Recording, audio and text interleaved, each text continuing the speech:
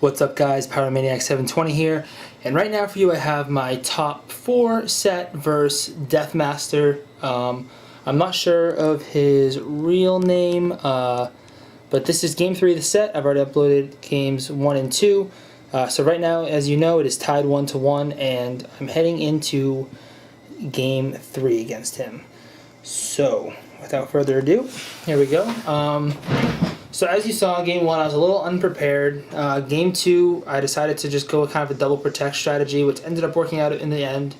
So now I lead Meowstic and Heracross this time, and he ends up leading a Con Artist lead, so I was a little concerned.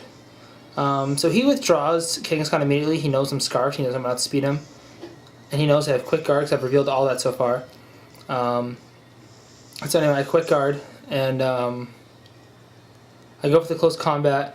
Unfortunately, I just figured I should take out the Kangaskhan rather than, once again, my strategy for Smeargle was take out everything around Smeargle, and then I can just beat Smeargle, you know, 2-on-1 or whatever. So it goes for the Dark Void, and I believe Meowstic avoids it, if I remember correctly. Oh, no one avoids it, just kidding. So now I have two Pokemon asleep. I have Heracross at -1, which sucks, and asleep. Heracross is kind of my strongest attacker on the team, really. It's my fastest strong attacker on the team.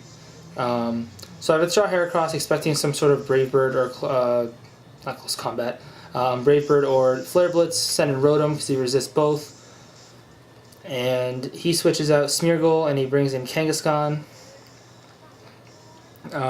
So he uses Brave Bird. So at this point, I'm not feeling very confident. I have 2 sleeping Pokemon, and I have not yet taken down that Smeargle, which really sucks. So of course he is going to Mega Evolve next turn because it's Kangaskhan, and who doesn't Mega Evolve Kangaskhan? And there it is, Mega Evolving. Actually, I did play a non-Mega Kangaskhan today on Battle Spot, which was weird. But anyway, so he Mega Evolves Kangaskhan. So now I'm in really big trouble. He ends up protecting with Talonflame, and I end up going for the Psyshock on Talonflame, but protects itself. Goes for the Power Up Punch on my cat. Does like 0 damage because I'm a bulky Psychic type. Well, I mean, I'm like kind of bulky. And I believe I go for the Volt Switch on Kangaskhan. Yeah, I end up going for the Volt Switch on Kangaskhan. Knock it right out, or not knock it out, knock it down to a little over half, and I switch out, that's what I meant to say. So now I got Charizard. At this range, Charizard, Flare Blitz is an easy KO, and he already knows I have X, I revealed it in game 2. So, you know, I figure I'm just going to go right after him right now. I'm not really too concerned about that Talonflame, because I figured if it goes for the Brave Bird, then it's going to bring itself into KO range for Psyshock. So I go for the Charm on Kangaskhan, so that way its return doesn't completely annihilate me. So it does go for the return, and I think he was expecting me to protect, which is probably why he set up that Tailwind, and that's why he set up the Tailwind and went after Meowstic. But I didn't protect, so then I go for a nice easy little Flare Blitz. Easy KO. Honestly, Dragon Claw probably could have picked up the KO there, but I wasn't confident enough to do it because last thing I needed was to leave that thing hang on the field, especially with Tailwind up because I couldn't outspeed it. So now his Diggersby comes out, and I'm expecting to be in pretty decent shape at this point. However, I did not think about what his Diggersby items could be, and I believe it ends up being a Choice Scarf. Goes to the Brave Bird Meowstic, picks up the easy KO there.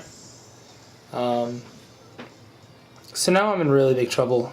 I have Rotom in the back, I have a sleeping Heracross, and I have a Charizard who I thought was faster than this Diggersby, but he's not. So he protects with Talonflame, probably expects me to Volt Switch or Thunderbolt it.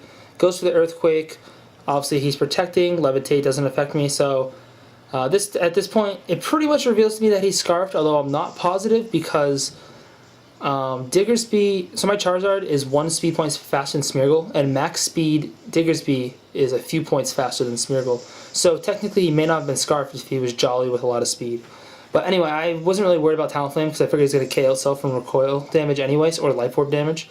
So I just went for the Smeargle. Wow, I couldn't think of its name. So at this point I'm kind of screwed. I think I'm in good shape, but I'm really not. I know that Heracross is dead, but that also means Talonflame is dead. So I'm down to a one-on-one. So I'm feeling kind of confident at this point. Because even I just figured he had Transform, King Shield, and Dark Void. I didn't know what its last attack was going to be because I haven't seen it yet. But I was praying that it wasn't going to be an actual like attack. So it ends up being an actual attack, just to spoil it for you. So I'm fast asleep, and I'm kind of in trouble at this point. And I'm locked into Hydro Pump, so I have to worry about that.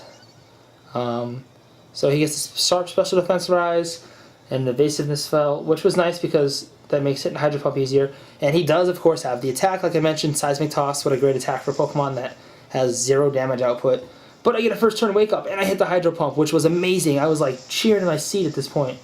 The special defense raise or boost doesn't matter because he had a Sash anyway. So he gets another special defense boost and a special attack drop. Goes for the Dark Void. I was praying that it was going to miss, but I'm not religious, so I guess God wasn't on my side. I go back to sleep. I'm sitting here praying for a 1-turn Wake Up. I don't get it. Spoiler alert.